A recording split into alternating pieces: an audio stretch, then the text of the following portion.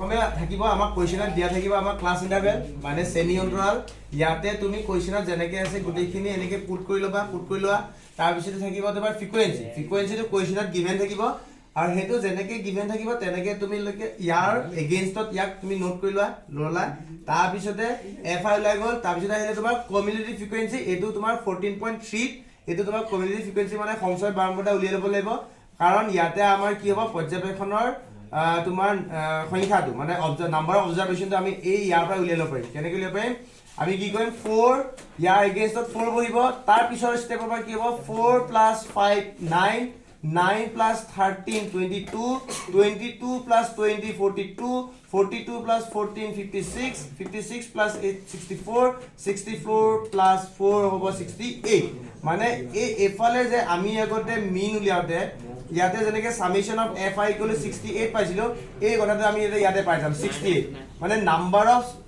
of অবজাৰভেশন কিমান হ'ব তোমাৰ 68 হ'ব তোমাৰ কাৰণে n = নাম্বাৰ অফ অবজাৰভেশন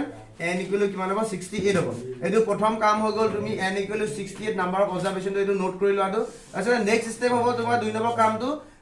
n = 68 ক তুমি n/2 কৰিব লাগিব মানে ইয়াক 2 দি ডিভাইড কৰিব লাগিব মানে 68 ক 2 দি ডিভাইড কৰিলে মানে কিমান পালা 34 পালা তো এতিয়া 34 এতিয়া তুমি কি কৰিব লাগিব এই 34 টো এই গুটেই কিটা নাম্বাৰৰ ভিতৰত ইয়াৰ ইমিডিয়েট নাম্বাৰটো মানে সবতছে ওচৰত থকা নাম্বাৰটো বিচাৰিব লাগিব মানে ধৰিলা 9 টো ইমিডিয়েট নাম্বাৰ নহয় তো 22 42 আৰু 56 এই তিনটা ভিতৰত যদি চোৱা তোমাৰ 42 টো হৈছে তোমাৰ ইয়াৰ ইমিডিয়েট নাম্বাৰ মানে 34 ৰ ইমিডিয়েট নাম্বাৰটো হৈছে তোমাৰ 42 তো এই গুটেই নাম্বাৰটো এগেইনষ্টত থকা ক্লাছ ইন্টাৰভেলটো মানে তোমাৰ শ্ৰেণী অন্তৰালটো তুমি ইয়াৰ পৰা বিচাৰি ললে তুমি দেখিবা ইয়াতে 125 আৰু 145 এই নাম্বাৰ দুটাৰ লোৱাৰ লিমিটটো হৈ গ'ল তোমাৰ কাৰণে l আৰু ইহতৰ মাজৰ গ্যাপটো হৈ গ'ল তোমাৰ কাৰণে h